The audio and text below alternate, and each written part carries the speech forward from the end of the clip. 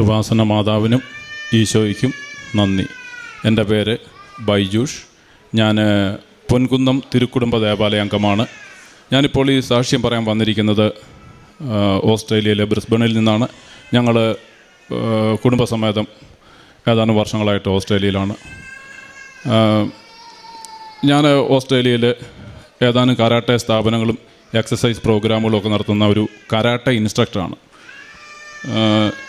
2022 December അവസാനം ഞങ്ങൾ അവധിക്ക് നാട്ടിലേക്ക് വരികയാണ്. അപ്പോൾ എപ്പോൾ നാട്ടിലെത്തിയാലും ഒരു ധ്യാനം കൂടിയിട്ടേ ഞാൻ തിരിച്ചു പോകാറുള്ളൂ. അതുപോലെ തന്നെ ഒരു 24 വർഷങ്ങൾക്ക് മുമ്പ് എനിക്ക് ഞാൻ സ്പോർട്സ് ചെയ്യുന്ന ആളായിരുന്നു. സ്പോർട്സിൽ എനിക്കൊരു ആക്സിഡൻറ്റ് പറ്റുകയും എൻ്റെ മുട്ടിനൊരു ആക്സിഡൻ്റ് ഉണ്ടായി. അതിനുശേഷം എനിക്ക് മുട്ടിനെപ്പോഴും വല്ലാത്ത നീരും വേദനയുമായിരുന്നു. ഈ നീരും വേദനയും കാരണം പലപ്പോഴും ഞാൻ കിടന്നുറങ്ങാനും പാടുപെട്ടിട്ടുണ്ട്. അതായത് എൻ്റെ കാലിൻ്റെ മുട്ടിൻ്റെ നീര് കിടക്കയിൽ തട്ടുമ്പോൾ കിടന്നുറങ്ങാൻ പറ്റാത്തതുകൊണ്ട് ഞാൻ എൻ്റെ ഇടത് കാലും മടക്കി വലത് കാലിൻ്റെ അടിയിലൊരു താങ്ങ് പോലെ വെച്ചുകൊണ്ടായിരുന്നു കിടന്നുറങ്ങിക്കൊണ്ടിരുന്നത്. അപ്പോൾ അത് കൃത്യമായൊരു ഉറക്കം കിട്ടുന്നില്ല. എങ്കിലും അതുപോലെ തന്നെ എൻ്റെ ജോലിയെ ബാധിക്കുമായിരുന്നു ഈ വേദന, നടപ്പിനെ ബാധിക്കും, എൻ്റെ സാധാരണ അതായത് എൻ്റെ ഡെയിലി ലൈഫിലെ ഓരോ കാര്യങ്ങളെ ഇത് വല്ലാണ്ട് ബാധിക്കുമായിരുന്നു.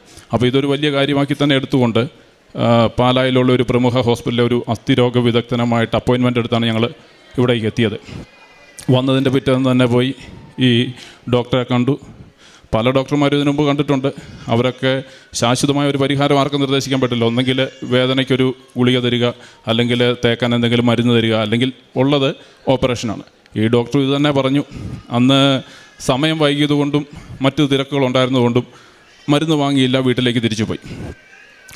വീട്ടിൽ അങ്ങനെ ഇരിക്കുമ്പോൾ പലപ്പോഴും ഞാൻ കണ്ടിട്ടുണ്ട് പല ആൾക്കാർ വീട്ടു പഠിക്കൽ ഈ കൃപാസന പത്രം കൊണ്ടുവന്ന് വെച്ചിട്ടും, പ്രത്യേകിച്ച് ചെറുപ്പക്കാരൊക്കെ. അപ്പോൾ ഞാൻ ഓർക്കും എന്തൊരു വിവരക്കേടാ, മനുഷ്യന് വെളിവില്ലാതെ ആയിക്കഴിഞ്ഞാൽ എന്ത് ചെയ്യുക, വിദ്യാഭ്യാസം ഉണ്ടെന്ന് പറയുകയും ഇതുപോലെ അന്ധവിശ്വാസം പ്രചരിപ്പിക്കുകയും ചെയ്യുന്നല്ലോ എന്ന് ഞാൻ ഓർക്കുമായിരുന്നു. കാരണം കൃപാസനത്തോട് എനിക്ക് അത്രയേറെ വെറുപ്പുള്ള ഒരു മനുഷ്യനായിരുന്നു.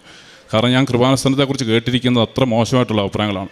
പത്രം കലക്കി തിന്നു, കുടിച്ചു, പിന്നെ ചിലരൊക്കെ ഹോസ്പിറ്റലായി, ഇങ്ങനെയൊക്കെ കേട്ടിരുന്നു. അപ്പോൾ ഞാൻ ഓർക്കുമായിരുന്നു ഈ അച്ഛനും ഇവിടെയുള്ള ഈ സ്ഥാപനം കൂടി ക്രിസ്ത്യാനികളോടും ക്രിസ്തുമതത്തോടും മറ്റുള്ളവർക്ക് വെറുപ്പുണ്ടാക്കുന്നതിന് വേണ്ടി എന്തിനെങ്ങനെ പ്രവർത്തിക്കുന്നത് ഞാൻ ചിന്തിച്ചിട്ടുണ്ട്. അതുകൊണ്ട് തന്നെ ഒരു കാരണവശാലും ഈ വഴിക്ക് വരരുതെന്ന് ചിന്തിച്ചിരുന്ന ഒരു മനുഷ്യനാണ് ഞാൻ. അപ്പോൾ അങ്ങനെ ചിന്തിച്ചിരുന്ന ഞാൻ, പക്ഷേ ഞാനൊരു 20 വർഷങ്ങൾക്ക് മേലെയായിട്ട് പള്ളിയിൽ പോകുന്ന കാര്യത്തിലും പ്രാർത്ഥിക്കുന്ന കാര്യത്തിലും ഒട്ടും വളരെ ശുഷ്കാന്തിയുള്ള ഒരാളായിരുന്നു. കാരണം ഞാൻ ഓർക്കുന്നുണ്ട് 153 മണി ജപങ്ങൾ എത്രയോ ചൊല്ലി ഞാൻ പ്രാർത്ഥിക്കുമായിരുന്നു.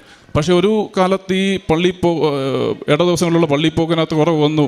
അതുപോലെ തന്നെ എൻ്റെ ഈ കൊന്ത ചൊല്ലുന്നതിനകത്ത് കുറവ് വന്നു. പക്ഷേ പൂർണ്ണമായിട്ട് നിന്നില്ല. പക്ഷേ ഇത് ഈ പ്രാർത്ഥനയോടൊക്കെ താല്പര്യമുണ്ടെങ്കിലും എനിക്ക് കൃപാസനത്തോട് ഭയങ്കര വെറുപ്പായിരുന്നു. പിന്നീട് ഒരിക്കൽ ഞാൻ ഈ നാട്ടിലെത്തി. അതിനുശേഷം ഈ ഡോക്ടർ കണ്ടു, തിരിച്ചു വന്നു. ഡോക്ടറെ കണ്ടു. ഡോക്ടർക്ക് ഒരു കൃത്യമായിട്ടൊരു മറുപടി ഒന്നും പറയാൻ വന്നില്ല.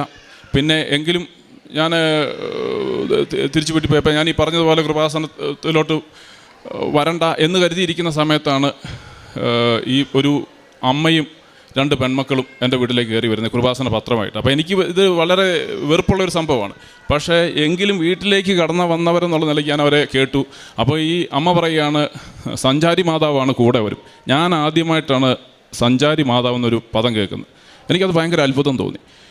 അതുപോലെ തന്നെ ഇവർ പറഞ്ഞു ഇവിടുത്തെ വിശുദ്ധ തൈലവും ഉപ്പൊക്കെ ഉപയോഗിച്ച് അവരുടെ മക്കളുടെ ഓരോ കാര്യങ്ങൾക്ക് വേണ്ടി ഗവൺമെൻറ് സ്ഥാപനങ്ങളിലും ബാങ്കുകളിലൊക്കെ പോയപ്പോൾ ഓരോ കാര്യങ്ങളൊക്കെ വളരെ വേഗത്തിൽ നടന്നു കിട്ടി എന്നൊക്കെ പറഞ്ഞു. അതൊന്നും എനിക്ക് വലിയ പ്രത്യേകതയായിട്ട് തോന്നുന്നില്ല. പക്ഷേ അവർ ഈ മാതാവ് കൂടെ വരുന്നു എന്ന് പറഞ്ഞത് എന്നെ ഭയങ്കര സ്ട്രൈക്ക് ചെയ്തു. അവരെന്നോട് പറഞ്ഞു, പോകാൻ നേരം എന്നോട് പറഞ്ഞു, രാവിലെ ചെന്നാൽ ഉടമ്പടി എടുക്കാം എന്നൊക്കെ എന്നോട് പറഞ്ഞു. പക്ഷേ എനിക്ക് ഉടമ്പടി എന്താണെന്ന് മനസ്സിലായില്ല, ഞാനത് മൈൻഡ് ചെയ്തുമില്ല. പക്ഷേ അവർ പോയി കഴിഞ്ഞപ്പം ഞാൻ എൻ്റെ വീട്ടിൽ പറഞ്ഞു, നമുക്കൊരു കാര്യം ചെയ്യാം, നാളെ രാവിലെ ഈ കൃപാസനത്തിൽ ഒന്ന് പോയി. കാരണം ഞാൻ അവധിക്ക് വന്നപ്പം അങ്ങോട്ടും ഇങ്ങോട്ടൊക്കെ യാത്ര ചെയ്യുന്നതിനുകൊണ്ട് ഒരു വണ്ടി വാടകയ്ക്ക് എടുത്തിട്ടുണ്ടായിരുന്നു. അപ്പം പോകുന്നതിന് 2 ദിവസം മുമ്പാണ് തിരിച്ചു കൊടുക്കണം. അപ്പം വണ്ടി വീട്ടിൽ കിടപ്പുണ്ട്, വെറുതെ കിടക്കുകയാണ്. അപ്പോൾ ഞാൻ പറഞ്ഞു, ഒരു കാര്യം ചെയ്യാം, നമുക്ക് ഈ കൃപാസനത്തിലൊന്ന് പോയി ആലപ്പുഴ ബീച്ചൊക്കെ ഒന്ന് കറങ്ങി എല്ലാം ഒന്ന് കണ്ടു കേട്ട് തിരിച്ചു വരാം. വെറുതെ വണ്ടി വീട്ടിലിട്ട് വാടക കൊടുക്കണ്ടല്ലോ. അങ്ങനെ ഞങ്ങൾ പിറ്റേ ദിവസം പൊൻകുന്നത്ത് നിന്ന് ഇവിടെ കൃപാസനത്തിലെത്തി. അപ്പോൾ ഇവിടെ വന്നപ്പം വല്ലാത്ത തിരക്കാണ്. എന്താ ചെയ്യേണ്ടതെന്നൊന്നും അറിയത്തില്ല. അപ്പോൾ ആൾക്കാർ നടന്ന് കയറുന്ന കൊടുത്ത് ഞങ്ങൾ നടന്ന് ഉള്ളിൽ കയറി. ഉള്ളിലേക്ക് വന്നില്ല, അതിലേറെ തിരക്ക്. അപ്പോഴാണ് കേട്ടത് ഉടമ്പടി എടുക്കാനുള്ളവർ ഏറ്റവും മുകളിലത്തെ നിലയിൽ ചെല്ലും. അപ്പോൾ എന്താണ് ഉടമ്പടി എന്നറിയത്തില്ല, അവിടെ എന്താണ് സംഭവം നടക്കാൻ പോകുന്നതെന്ന് കാണാം. ഉടമ്പടി എടുക്കാനല്ല, എനിക്കെടുക്കാൻ താല്പര്യമില്ല. അപ്പോൾ ഇതൊന്ന് കാണാം എന്നോർത്ത് ഞാൻ മേലെ കയറി ചെന്നു. അപ്പോഴാണ് അച്ഛൻ്റെ ക്ലാസ് അവിടെ നടക്കുന്നു. കേട്ടിട്ട് എനിക്കൊരു താല്പര്യം തോന്നിയില്ല. കാരണം അതിനകത്ത് പറയുന്ന പലതും എനിക്ക് പാലിക്കാൻ പറ്റിയാലാത്തതാണ്. അതുകൊണ്ട് തന്നെ ഉടമ്പടി എനിക്കൊരു രീതിയുണ്ട്. അതായത് ഒരു കേസ് പിടിച്ചാൽ അത് കൃത്യമായിട്ട് ചെയ്യണം. ചെയ്യാൻ പറ്റിയില്ലെങ്കിൽ ആ കേസ് പിടിക്കാൻ പോകല്ല. അപ്പം ഇത് ഉടമ്പടി എടുത്താൽ ഞാൻ കൃത്യമായിട്ട് പാലിക്കണം. അപ്പം ഏറ്റവും നല്ലത് എടുക്കാതിരിക്കുകയാണ്. ആ സമയത്താണ് അവിടെ പറയുന്നു ഇത്ര ടോക്കൺ നമ്പർ വരെയുള്ളവർ കൈ ഉയർത്തുക. ഞാൻ ടോക്കൺ എടുത്തിട്ടില്ല, കാരണം ഇത് കാണാൻ ചെന്നതാണ്. ഞാനിവിടുന്ന് വന്ന വഴിക്ക് കയറി ചെന്നയാളാണ്. അപ്പം ഞാൻ പറഞ്ഞു ഞാൻ ടോക്കണിലില്ല, ഞാൻ പൊക്കോളാം. അപ്പം ടോക്കൺ ഇല്ലാത്തതിൻ്റെ പേരിൽ ഉടമ്പടി എടുക്കാതെ വിട്ടു പോകാമെന്നാണ് ഞാൻ കരുതിയത്. പക്ഷേ അവരെന്നോട് പറഞ്ഞു നിങ്ങളവിടെ ഇരുന്നോ, ഞങ്ങൾ ടോക്കൺ കൊണ്ടുവന്നുതരാം. അവരവിടുന്ന് എനിക്കൊരു നമ്പർ കൊണ്ടുവന്ന് തന്നു. ഇനി നിയോഗങ്ങൾ എഴുതണം. അപ്പം ഞാൻ ഇതിനെക്കുറിച്ചൊരു പ്ലാനിട്ട് വന്ന ആളല്ല. നിയോഗം എന്നാന്നൊന്നും പ്ലാനൊന്നുമില്ല. അപ്പം ഇവിടെ വന്നപ്പം പെട്ടെന്ന് നിയോഗം എഴുതാൻ പറയുമ്പോൾ എനിക്ക് എൻ്റെ കയ്യിലൊന്നും എഴുതാനില്ല. ഞാൻ പിന്നെ ഇങ്ങനെ എന്ത് ചെയ്യും, എന്നാ എഴുതേണ്ടതെന്നൊക്കെ ആലോചിച്ചിരിക്കുമ്പോഴാണ് അച്ഛൻ്റെ ഇതിനകത്ത് ക്ലാസ്സിൽ പറയുന്നു നിങ്ങൾ പരിശുദ്ധാത്മാവിനാൽ നിറയുന്നതിന് എഴുതുക. എന്നാൽ ഒരെണ്ണം തീർന്ന് കിട്ടിയല്ലോ എന്ന് പറഞ്ഞ് ഞാനത് ആദ്യം എഴുതി വെച്ചു. ഇനി 5 കണ്ടുപിടിക്കണം. അപ്പോഴാണ് എൻ്റെ ഭാര്യയും എൻ്റെ മമ്മിയും എന്നോട് പറഞ്ഞു നിനക്ക് മുട്ടുവേദന ഉള്ളതല്ലോ, അത് എഴുതി വെക്ക്. അപ്പം ഞാൻ പല ധ്യാന കേന്ദ്രങ്ങളിൽ പോയിട്ടുണ്ട്, താമസിച്ചുള്ള ധ്യാനം കൂട്ടിയിട്ടുണ്ട്. പല ഡോക്ടർമാരും നോക്കിയിട്ട് നടക്കാത്ത കേസ് ഇപ്പോൾ ഈ 1 മണിക്കൂർ കൊണ്ട് മാതാവ് ചെയ്യുമെന്ന് പറയുമ്പം അത് വിശ്വസിക്കാൻ മാത്രം മണ്ടനല്ല ഞാൻ. അപ്പം ഞാൻ പറഞ്ഞു അതിൻ്റെ ആവശ്യമില്ല, ചുമ്മാ എന്തിനാ വേറെ എന്തെങ്കിലും എഴുതി ഗുണമുള്ള കാര്യം എഴുതാം. ആ സമയത്താണ് അവിടെ ക്ലാസ് എടുക്കുന്നവർ പറഞ്ഞു നിങ്ങളുടെ ജീവിതത്തിൽ ഒരിക്കലും സംഭവിക്കുകയില്ലെന്ന കാര്യം എന്ന് കരുതുന്ന കാര്യം എഴുതുക. ഞാനപ്പം സംഭവിക്കാത്ത കാര്യമാണെങ്കിൽ ഇത് 20-22 വർഷമായിട്ട് ഞാൻ അനുഭവിക്കുന്ന വേദനയാണ്. ഞാനിത് എഴുതി വെച്ചു. അവൻ ഒരിക്കലും ജീവിതത്തിൽ സംഭവിക്കുകയില്ലാത്ത കാര്യങ്ങൾ എഴുതാൻ പറഞ്ഞപ്പോൾ എൻ്റെ നിയോഗങ്ങൾ 6 കടന്നുപോയി. ഞാൻ മാതാവിനെ പറ്റിച്ച് 6 നമ്പർ വിട്ട് എനിക്കുള്ളിൽ തോന്നിയതെല്ലാം എഴുതി വെച്ചു. അത് എഴുതുമ്പോഴും എനിക്ക് ഈ കൃപാസനത്തോടും ഇവിടുത്തെ ഒന്നിനോടും യാതൊരു താല്പര്യവുമില്ല. ആൾക്കാർ വരുന്ന കൂട്ടത്തിൽ താഴെ വന്നു, മാതാവിനെ കൊണ്ട് ഇവിടെ പ്രദക്ഷിണം വന്നു, ഇവിടെ ഒരു കടമ പോലെ ഇതൊക്കെ ഇട്ട് തിരിച്ചു പോകുമ്പോൾ ഞാൻ ഉള്ളിൽ കരുതി 90 ദിവസത്തെ കേസല്ലേ ഉള്ളൂ, എങ്ങനെയും ഇത് ഒപ്പിച്ച് തീർക്കാം, അത് കഴിയുമ്പോൾ പരിപാടി തീർന്നല്ലോ എന്ന് കരുതിയാൽ ഞാൻ ഇപ്പം 2 വർഷത്തിന് മേലെയായിട്ട് ഈ ഉടമ്പടിയിൽ തന്നെയാണ്. അതുപോലെ തിരിച്ച് വീട്ടിൽ ചെന്ന അന്ന് തൊട്ട് ഞാൻ ഈ ഉടമ്പടി പാലിച്ചില്ല. കാരണം ഞാൻ എൻ്റെ 2-ാം ദിവസം തിരിച്ചു പോകും. തിരിച്ചു പോകുമ്പം ഫ്ലൈറ്റ് യാത്രയ്ക്കിടയ്ക്ക് എനിക്ക് കൃത്യസമയത്ത് കൃത്യതയോടുകൂടി പാലിക്കാൻ പറ്റാതെ വരും. കാരണം ഇത് കൃത്യമായിട്ട് ചെയ്യേണ്ട ഒരു സംഭവമാണെന്ന് എനിക്ക് തോന്നി. കാരണം ഇതൊരു നല്ല മനുഷ്യനെ വാർത്തെടുക്കാനായിട്ടുള്ളതാണ്.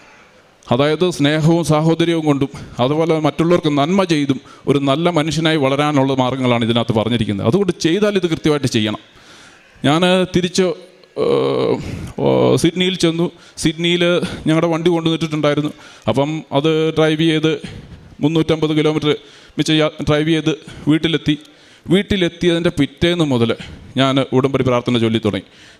എനിക്ക് ഉള്ളിൽ വെറുപ്പ് തോന്നിയവരോടൊക്കെ ഞാൻ ക്ഷമിച്ച് പ്രാർത്ഥിച്ചു. ചിലരുടെയൊക്കെ വീടുകളിൽ തന്നെ പോയി ഞാൻ അവരെ കണ്ടു, അവരൊക്കെ ആയിട്ട് സംസാരിച്ചു. എൻ്റെ പ്രാർത്ഥനകൾ തുടർന്നു. എൻ്റെ ബാക്കി കാര്യങ്ങളെല്ലാം ഭംഗിയായിട്ട് ഞാൻ കൊണ്ടുപോയി. കുറച്ച് ദിവസം കഴിഞ്ഞപ്പം എൻ്റെ ഭാര്യ എന്നോട് ചോദിച്ചു ഇപ്പം മുട്ടിൻ്റെ വേദന എങ്ങനെയുണ്ട്. അന്നേരമാണ് ഞാൻ ഓർക്കുന്നത് എനിക്ക് മുട്ടിന് വേദന ഉണ്ടായിരുന്നു, ഇപ്പം ഇല്ല. എനിക്ക് ഭയങ്കര അത്ഭുതം തോന്നി. കാരണം ഞാൻ ഇത്ര ദൂരം ഫ്ലൈറ്റ് വരുമ്പോൾ അല്ലെങ്കിൽ ഇത്ര ദൂരം ഡ്രൈവ് ചെയ്താൽ തീർച്ചയായിട്ടും എനിക്ക് കാലിൻ്റെ മുട്ടിന് നീരും വേദനയും വരേണ്ടതാണ്. അത് സംഭവിച്ചിട്ടില്ല. എനിക്ക് ഭയങ്കര അത്ഭുതം തോന്നി. ഉടനെ നമ്മൾ സാധാരണ കുത്തിയിരിക്കുകയൊക്കെ ചെയ്യുന്ന പോലെ കുത്തിയിരിക്കുക എഴുന്നേൽക്കുകയൊക്കെ പലതവണ ചെയ്തു. കരാട്ടയ്ക്കകത്തുള്ള എക്സസൈസ് പോലെ സൈഡ് സിറ്റ് പോലുള്ള എക്സസൈസുകളൊക്കെ കുറേ ചെയ്ത് നോക്കി. കാലുകൊണ്ട് കുറേ കിക്കെല്ലാം ചെയ്ത് നോക്കി. എനിക്ക് യാതൊരു വേദനയില്ല. ഭയങ്കര അത്ഭുതം തോന്നി. ഞാനോർത്ത് മാതാവ് ചില്ലറക്കാരിയല്ലല്ലോ, ഭയങ്കര പണിയാണല്ലോ പണിതിരിക്കുന്നത്. അപ്പം ഞാൻ മാതാവിന് നന്ദി പറഞ്ഞു. കുറേ വർഷങ്ങളായിട്ട് ഞാൻ എൻ്റെ വലതുകാലം ഉപയോഗിച്ച് അങ്ങനെ കാര്യമായിട്ടൊന്നും ചെയ്തിട്ടില്ല. കാരണം എനിക്കതുപോലെ വേദനയുള്ള ഒരാളാണ്. കാരണം യാത്രകളൊക്കെ പോകാൻ എനിക്കിഷ്ടമാണ്, പക്ഷേ കാലിൻ്റെ വേദന കൊണ്ട് ഞാൻ ചെയ്യാറില്ല. അപ്പം ഇങ്ങനെ എൻ്റെ വേദന കംപ്ലീറ്റ് മാറി. പക്ഷേ അതിന് ശേഷം ഒരു സംഭവം ഉണ്ടായി. ഞാൻ എൻ്റെ വാക്കിലും പ്രവൃത്തിയിലും എല്ലാം വളരെ കൃത്യതയോടുകൂടി തന്നെ പോയിക്കൊണ്ടിരിക്കുകയാണ്. ഒരിക്കൽ ഞാനും എൻ്റെ കൂടെ ഒരു ഫിലിപ്പൈനെയും കൂടി ഒന്നിച്ച് ഞങ്ങൾ ജോലി ചെയ്യുകയാണ്. അന്ന് ജോലി സ്ഥലത്ത് തിരക്കില്ല, ഞങ്ങൾ വെറുതെ ഓഫീസിലിരിക്കുകയാണ്, വർത്തമാനം പറഞ്ഞിരിക്കുകയാണ്. അപ്പം അവൻ എന്നോട് ചോദിച്ചു അവിടെ ഒരു സ്ത്രീ പുതിയതായിട്ട് ജോലിക്ക് വന്നിട്ടുണ്ട്, അവരെങ്ങനെയുണ്ട്. ഞാനപ്പം നോക്കിയപ്പം അവർ ജോലിക്കകത്ത് അത്ര ഒരു ഇതല്ല, ഒരു ഇച്ചിരി ഉടായ്പാണ്, വലിയ കാര്യമായിട്ടൊന്നും ചെയ്യുകയില്ല. ഞാനപ്പം പറഞ്ഞു അവരുടെ കൂടെ പണി വന്ന് നമുക്കിട്ട് പണി കിട്ടും, അവർ വെറും ഉടായ്പാണ്, അവരുടെ കൂടെ പണി വന്ന് നമുക്കിട്ട് പണിയായി എന്ന് പറഞ്ഞ് ഞാൻ അവിടെ ഇരുന്ന് കുറച്ച് കഴിയുമ്പോൾ എൻ്റെ മുട്ടിന് വേദന തുടങ്ങി. അപ്പം ഞാൻ ചിന്തിച്ച് ഇത് എൻ്റെ മുട്ടിൻ്റെ വേദന മാറിയതായിരുന്നല്ലോ, ഇപ്പോൾ ഈ വേദന എവിടെ നിന്ന് വന്നു. അപ്പം മാതാവ് വേദന മാറ്റി എന്ന് പറയുന്നത് വെറുതെയാണ്. അതൊരു എൻ്റെ വെറും മനസ്സിൻ്റെ തോന്നലായിരുന്നു. മാതാവ് മാറ്റിയിട്ടില്ല, ഒന്നും സംഭവിച്ചില്ല. എൻ്റെ മുട്ടുവേദന അവിടെ ഇരിപ്പുണ്ട്. പക്ഷേ അവിടെ ഇരുന്ന് തന്നെ ഞാൻ ചിന്തിക്കാൻ തുടങ്ങി, ഞാനിവിടുന്ന് എഴുന്നേറ്റില്ല, നടന്നില്ല, എൻ്റെ കാലിൻ്റെ മുട്ട ഒരിടത്തും തട്ടിയിട്ടുമില്ല. ഇപ്പോൾ ഈ വേദന വന്നെങ്കിൽ എൻ്റെ പിന്നിൽ എന്തോ ഉണ്ട്. അപ്പം ഞാൻ ചുമ്മാ മാതാവിനോട് പറഞ്ഞു, മാതാവേ, ഇനി ഞാൻ അവളുടെ കുറ്റം പറഞ്ഞുകൊണ്ടാണെങ്കിൽ ഇപ്പം തന്നെ മാറണം. ഞാൻ ഇന്ന് വൈകിട്ട് പോയി കുമ്പസാരിക്കും, ഇനി മേലിൽ ഇത് വരാതിരിക്കാൻ ശ്രദ്ധിക്കും. അല്പം കഴിഞ്ഞപ്പോൾ എൻ്റെ വീട്ടിൻ്റെ വേദന കംപ്ലീറ്റ് മാറി. ഞാനന്ന് വൈകിട്ട് പോയി ക്ഷമയാചിച്ച് കുമ്പസാരിച്ചു. പിന്നീട് അത്തരം സാഹചര്യം ഉണ്ടാകാതിരിക്കാണ്ട് ഞാൻ ശ്രദ്ധിക്കാറുണ്ട്. 2 വർഷങ്ങൾക്ക് മേലെയായിട്ട് എനിക്കിപ്പോൾ മുട്ടുവേദനയില്ല. എൻ്റെ കാലുകൊണ്ട് ഞാൻ ഓടാൻ പോകും, എക്സസൈസുകൾ ചെയ്യും, മുട്ട് നന്നായിട്ട് ഉപയോഗിക്കുന്ന ഒരു രീതിയിലുള്ള ക്ലാസ്സും എല്ലാം നടത്താറുണ്ട്. ഒരു പ്രശ്നം എനിക്ക് പിന്നീട് ഉണ്ടായിട്ടില്ല. അതിന് അമ്മ മാതാവിനും ഈശോയോട് ഞാൻ ഏറെ നന്ദി പറയുകയാണ്. അതുപോലെ തന്നെ ഉള്ളതായിരുന്നു, ഈ ഉടമ്പടിയിൽ തന്നെ വെച്ചായിരുന്നു എൻ്റെ മകളുടെ എക്സിമ. ശരീരത്ത് കാലിലും കയ്യിലും എല്ലാം ചൊറിഞ്ഞു പൊട്ടുമായിരുന്നു. അപ്പം ഞാനത് വെറുതെ വെച്ചു. അപ്പം വെച്ച് എന്താണെങ്കിലും ഇവിടുത്തെ വിശുദ്ധ തൈലവും ഉപ്പും തേനും ഒക്കെ ഉപയോഗിച്ചിട്ടുണ്ടെങ്കിൽ അവർക്ക് അതിന് വളരെ ആശ്വാസം കിട്ടി. അതുപോലെ എൻ്റെ മകൻ്റെ അലർജി രോഗം, അതിനും പൂർണ്ണ സൗഖ്യം കിട്ടി. അതുപോലെ എനിക്കൊരാഗ്രഹമായിരുന്നു, എൻ്റെ അപ്പനും അമ്മയും അവർ തന്നെ സ്വന്തമായിട്ട് താല്പര്യമെടുത്ത് ഞങ്ങളുടെ കൂട്ടത്തിൽ ഓസ്ട്രേലിയയിലേക്ക് വരണമെന്നുള്ളത്, അതും സംഭവിച്ചു. പിന്നീട് മറ്റൊന്ന്, മാതാവ് തന്ന മറ്റൊരു അനുഗ്രഹം പറയാൻ, അതായത് ഞാൻ താമസിച്ചിരുന്ന സ്റ്റേറ്റിൽ നിന്ന് മറ്റൊരു സ്റ്റേറ്റിലേക്ക് ഞങ്ങൾ വീട് വാങ്ങി മാറുകയാണ്. അപ്പോൾ എൻ്റെ ഭാര്യയ്ക്ക് ജോലി കിട്ടി. അപ്പം എൻ്റെ ധാരണയിലിരുന്ന് ഈ പുതിയ സ്ഥലത്ത് ചെല്ലുമ്പം പരമാവധി കരാട്ടെ ക്ലാസ്സിലോട്ട് കോൺസെൻട്രേറ്റ് ചെയ്യണമെന്നാണ് എൻ്റെ പ്ലാന്. പക്ഷേ എനിക്കറിയാം, ആ സ്ഥലത്ത് ഒരു മനുഷ്യൻ എന്നെ അറിയത്തില്ല. ഞാനൊരു ക്ലാസ് തുടങ്ങി ഒരു മനുഷ്യനെ കിട്ടത്തില്ല. അതൊരു പുതിയ സ്ഥലമാണ്. അവിടെയൊക്കെ ഇഷ്ടംപോലെ സായിപ്പന്മാരുടെ കരാട്ടെ ക്ലാസ്സുകളുണ്ട്. അതുകൊണ്ട് ഞാൻ അവിടെ കുറേ കാലമൊക്കെ ചെന്ന് അവിടെ ഒരു പരിചയമായി കഴിഞ്ഞിട്ട് ചെയ്യുന്നതായിരിക്കും നല്ലതെന്ന് കരുതി ഞാൻ ജോലിക്ക് ശ്രമിച്ചു തുടങ്ങി. ഒത്തിരി ജോലിക്ക് അപേക്ഷ വെച്ചു. ഒരു ജോലിക്ക് പോലും എന്നെ വിളിക്കുന്നില്ല.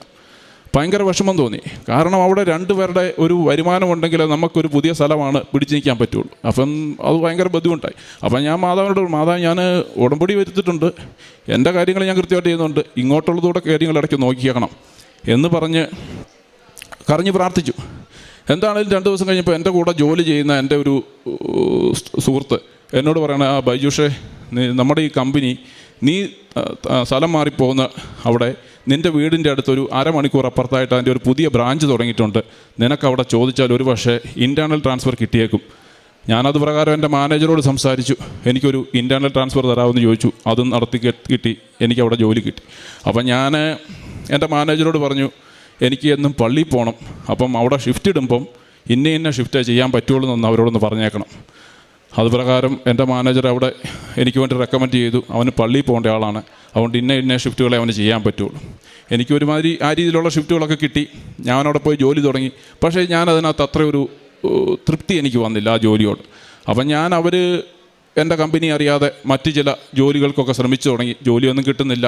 അപ്പം ഞാൻ 1-2 കരാട്ടെ ക്ലാസ്സൊക്കെ അവിടെ തുടങ്ങി വെച്ചു. അതിലത്ര മെച്ചമല്ല, ആൾക്കാർക്കൊന്നും എന്നെ അറിയത്തില്ല. അവിടെയെങ്കിലും സ്റ്റാർട്ട് ചെയ്ത് വെച്ചു. അപ്പം ഇങ്ങനെ മുന്നോട്ട് പോവുകയാണ്. പിന്നീടുള്ളതെന്ന് പറഞ്ഞാൽ, ഒന്നെങ്കിൽ ഈ കരാട്ടെ ക്ലാസ്സും ഈ ജോലിയും കൂടെ ആകുമ്പോൾ എനിക്ക് പള്ളിയിൽ പോക്കിനെ ഇത് വല്ലാണ്ട് ബാധിക്കും.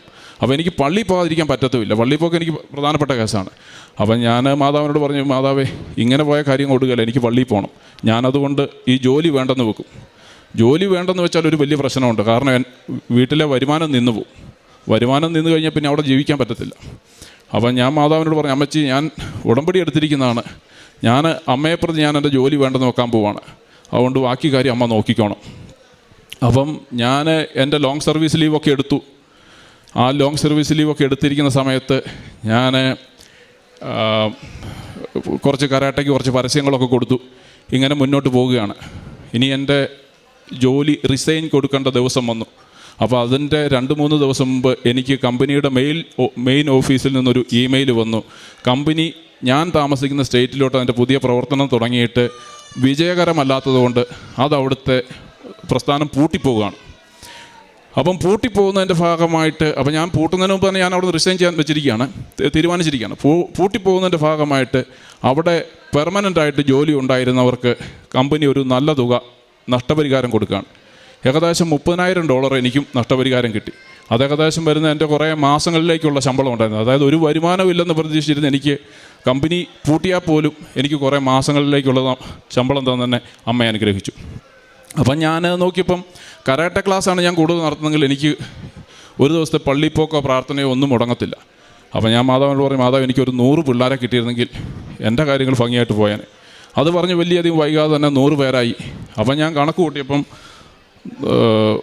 അതിൻ്റെ വാടകയും ഇൻഷുറൻസും എല്ലാം കൂടെ കഴിയുമ്പം ഒരു സാധാരണ ജോലി ചെയ്യുന്ന ആളുടെ ഒപ്പത്തിലേക്ക് എത്തുന്നില്ല. അപ്പം ഞാൻ ഇച്ചിരൂടെ കയറ്റി വെച്ചു. മാതാവ് ഞാൻ പറഞ്ഞത് തെറ്റിപ്പോയി, 150 പേര് വേണം. അപ്പോൾ അത് പറഞ്ഞ് ഉദ്ദേശിച്ച പോലെ ഒന്നും കാര്യം ഓടിയില്ല. ഞാൻ വേറെ 1-2 ഇൻ്റർവ്യൂ ഒക്കെ അറ്റൻഡ് ചെയ്തു. ജോലിക്ക് അപേക്ഷ വെച്ചു. 1-2 ഇൻ്റർവ്യൂവിന് വിളിച്ചു. ഒരു ഇൻ്റർവ്യൂവിന് പോയി. എനിക്കിതുവരെ കിട്ടാത്ത ഒരു ശമ്പളം, അതായത് ഇത്രയും കിട്ടിയിട്ടുള്ളതിനേക്കാളും മണിക്കൂറിന് $4.50 കൂടുതലൊരു ശമ്പളം വെച്ച് എനിക്ക് ജോലി അവർ എനിക്ക് തന്നു. ഭയങ്കര സന്തോഷമായിപ്പോയി. ഞാൻ തിരിച്ച് വീട്ടിലെത്തി. 2 ദിവസം കഴിഞ്ഞപ്പോൾ ഓഫർ ലെറ്റർ വന്ന് ഞാനത് സൈൻ ചെയ്തു. എന്നിട്ട് നോക്കുമ്പോഴുണ്ട് എൻ്റെ ഷിഫ്റ്റുകൾ മോർണിംഗ് ആകുമ്പോൾ എനിക്ക് പള്ളിയിൽ പോകാൻ പറ്റത്തില്ല.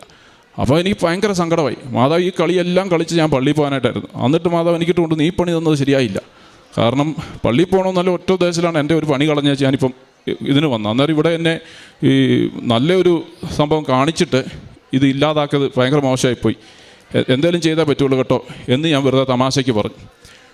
എന്താണെങ്കിലും ഞാൻ 150 ചോദിച്ചോടത്ത് അതെല്ലാം കടന്ന് എൻ്റെ അമ്മ എനിക്ക് എൻ്റെ ബിസിനസ്സിനെ മാത്രം കോൺസെൻട്രേറ്റ് ചെയ്ത് മുന്നോട്ട് പോകാനായിട്ടുള്ളൊരു വലിയൊരു അനുഗ്രഹം തന്നിട്ടുണ്ട്. ഞാൻ ആ കരാട്ടെ ക്ലാസ് മാത്രമായിട്ടും മറ്റുള്ള പ്രവൃത്തികളുമായിട്ട് മുന്നോട്ട് പോയിക്കൊണ്ടിരിക്കുകയാണ്. അതുപോലെ തന്നെ ഈ അധികമായില്ല, കുറച്ച് നാളുകൾക്ക് മുമ്പ് എൻ്റെ മമ്മിക്ക് തലച്ചോറിലേക്കുള്ള ഒരു ഞരമ്പിന് ബ്ലോക്കായി. അപ്പം ഹോസ്പിറ്റലിൽ ചെന്നപ്പം എക്സ്റേ പോലെയുള്ള സംഭവങ്ങളൊക്കെ എടുത്തു. അപ്പം ബ്ലോക്കാണ്. അവിടുത്തെ മെയിൻ ഡോക്ടർ വന്നിട്ട് വേണം എന്താണ് ചെയ്യേണ്ടതെന്ന് നോക്കാൻ എന്ന് പറഞ്ഞു. അപ്പം ഞാൻ അവിടെ നിന്ന് ലൈറ്റ് കാൻഡിൽ പ്രയർ റിക്വസ്റ്റ് ഇട്ടു. വലിയ അപകടങ്ങളൊന്നും ഇല്ലാതെ കാക്കണേ അമ്മേ, കാരണം ഞാൻ വേറൊരു ദേശത്തായിരിക്കുന്നത്, എനിക്കൊന്നും ചെയ്യാനില്ല, ആകെ ചെയ്യാനുള്ള പ്രാർത്ഥിക്കാമെന്ന് മാത്രമേ ഉള്ളൂ. വലിയധികം വൈകാതെ ഡോക്ടർ വന്നിട്ട് പറഞ്ഞു, ഇത് ചെറിയ മരുന്ന് കൊണ്ട് മാറാവുന്നതേ ഉള്ളൂ, അതുകൊണ്ട് വലിയ കുഴപ്പമില്ലാതെ മാറാവുന്നേ ഉള്ളൂ, പ്രശ്നമില്ല. മമ്മി 2 ദിവസം കഴിഞ്ഞപ്പോൾ ഡിസ്ചാർജായി വീട്ടിൽ പോയി. ഒരു കുഴപ്പമില്ലാതെ സന്തോഷമായിട്ടിരിക്കുന്നു. അതിനും അമ്മ മാതാവിന് ഞാൻ നന്ദി പറയുകയാണ്.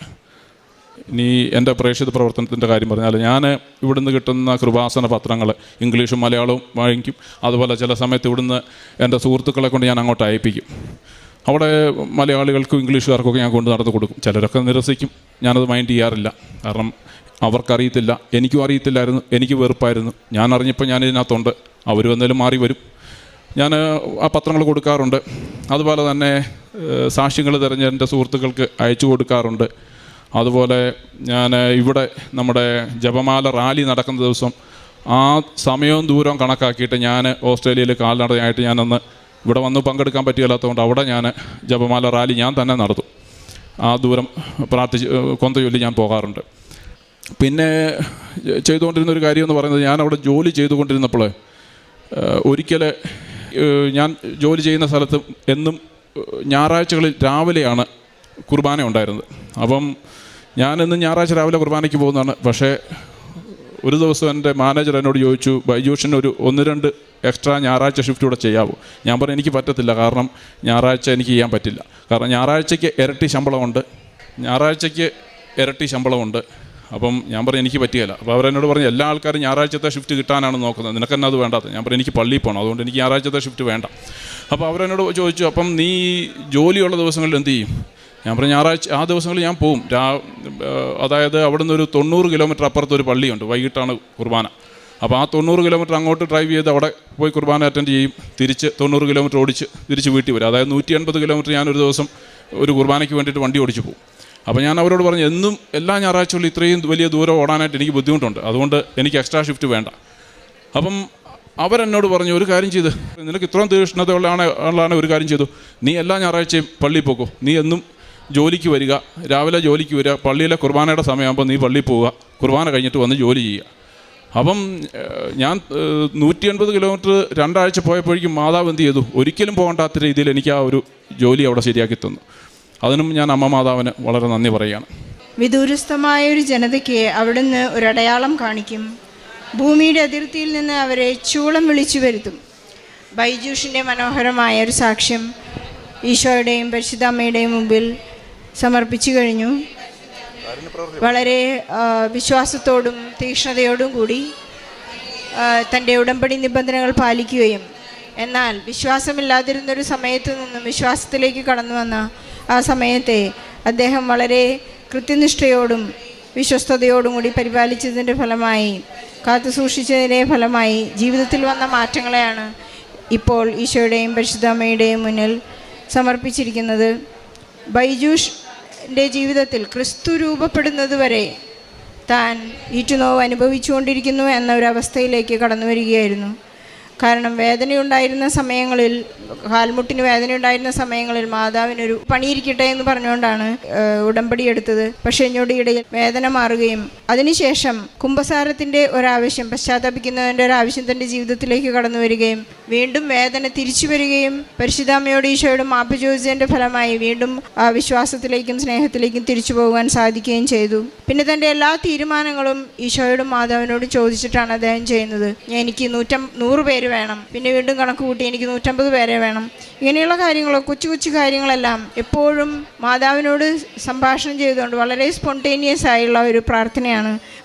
അതുപോലെ വിശുദ്ധ കുർബാനയ്ക്ക് ഒരു ദാഹം, ഒരു വിശപ്പ്, എനിക്ക് കുർബാനയില്ലാതെ വേറെ ഒരു ജോലി വേണ്ട, എനിക്ക് ഈശോയാണ് എൻ്റെ ജീവിതത്തിലെ പ്രധാനപ്പെട്ട ഘടകം എന്ന് അദ്ദേഹം ഇവിടെ സാക്ഷ്യപ്പെടുത്തുന്നു. തൻ്റെ ജീവിതത്തിലേക്ക് കടന്നു വന്നിട്ടുള്ള എല്ലാ സന്തോഷ അനുഭവങ്ങളെയും എല്ലാ സാഹചര്യങ്ങളെയും ഇവിടെ ഈശോയ്ക്കും മാതാവിനും സമർപ്പിച്ചുകൊണ്ട് നമുക്കും ബൈജൂഷിനോടൊപ്പം നന്ദി പറഞ്ഞുകൊണ്ട് കൈയടിച്ചുകൊണ്ട് ഈ സാക്ഷ്യത്തിൽ നമുക്ക്